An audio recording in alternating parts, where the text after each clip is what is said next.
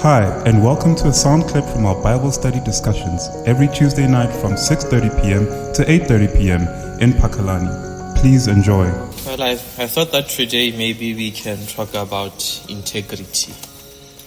And not just integrity, godly integrity. So not integrity based off on what the world is dictating.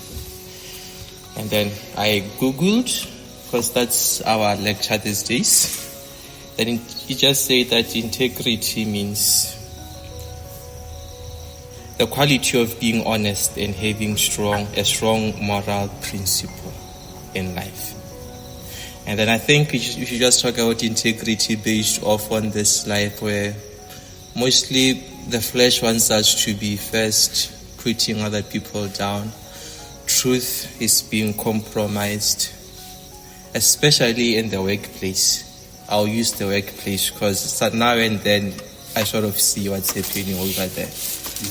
Because sometimes you can see that people, we cut corners, we look for loopholes, and we even look for like gray areas. Like, if I do this, it will be right, but you know deep down it's wrong, just because you found that one small loophole. And I always tell people this, it will sound very, very dumb, but you'll see why it's very important also. So whenever we have physical meetings at work, I normally sit by the door. Because if you are sitting by the door, you can easily just sneak out, pretend like you are going to the bathroom, you just stroll around for a few minutes before you go back into the meeting. But is that being a person of integrity in the workplace? You just absconding from a meeting like that? I know it's a very simple one, but we can get deeper to that, I guess. Now, I have a few scriptures that I want us to go through. Sorry, my phone. The first one is Proverbs 11, verse 3.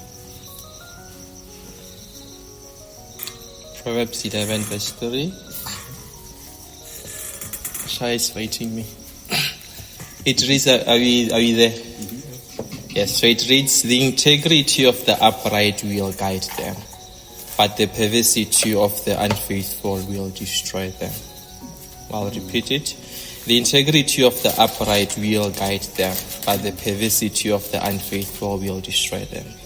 And then before we dissect that scripture, let's read Galatians 2 from verse 11 until... Okay, who wants to read for us? Galatians 2 from verse 11, I'll tell you when to stop. Thanks, Ben. Galatians chapter 2 from verse 11.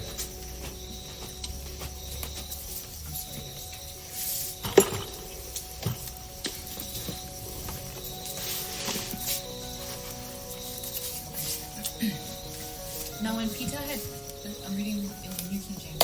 Now when Peter had come to Antioch, I withstood him to his face because he was to be blamed. For before certain men came to James, he would eat with the Gentiles. But when they came, he withdrew and separated himself, fearing those who were of the circumcision.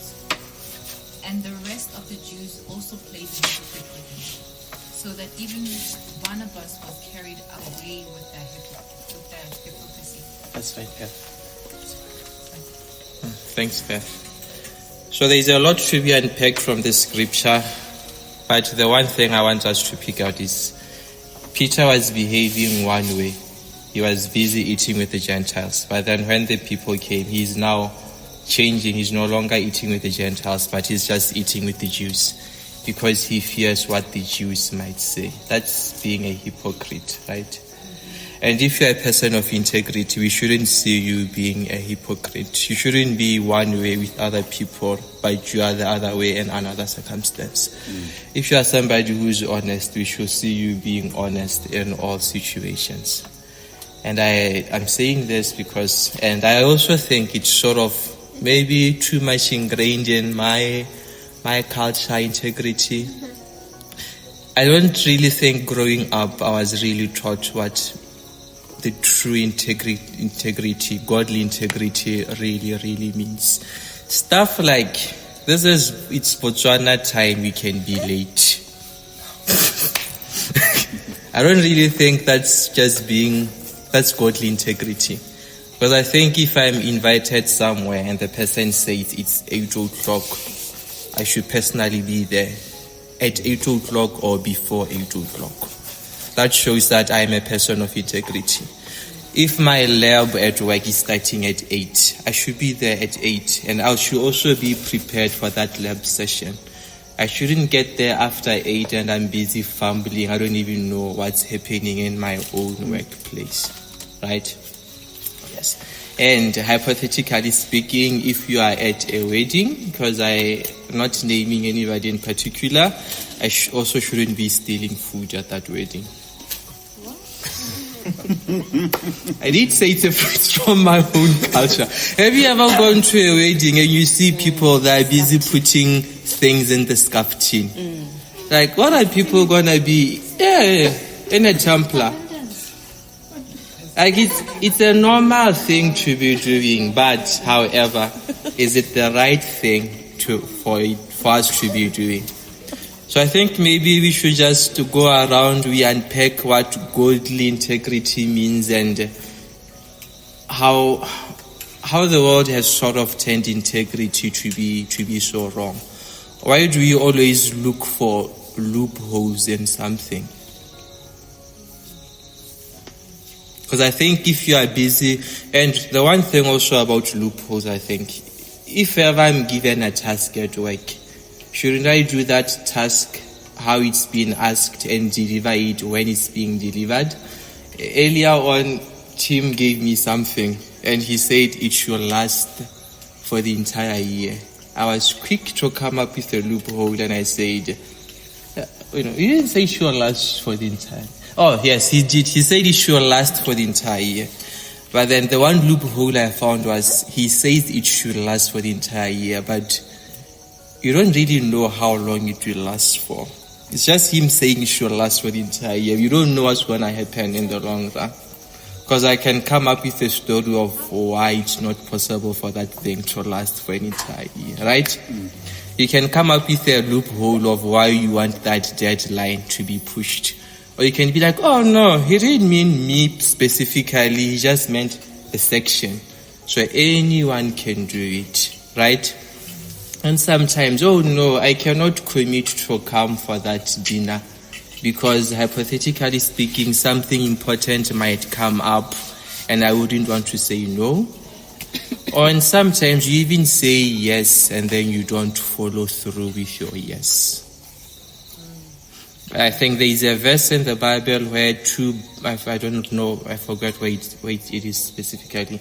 A father came to his sons. The first son said no, and then the second son said yes. The second son who said yes did not follow through.